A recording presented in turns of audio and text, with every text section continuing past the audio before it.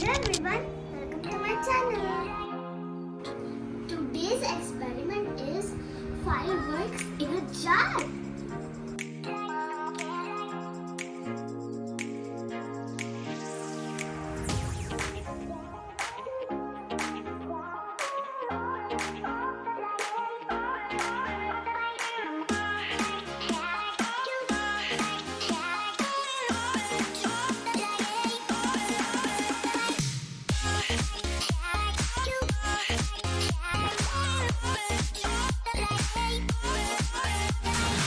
Wow!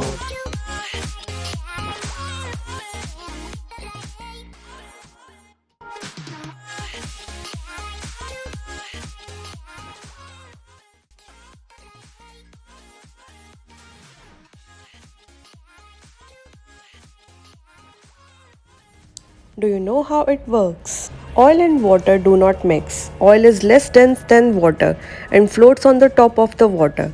Food coloring is water based, so it mixes with the water.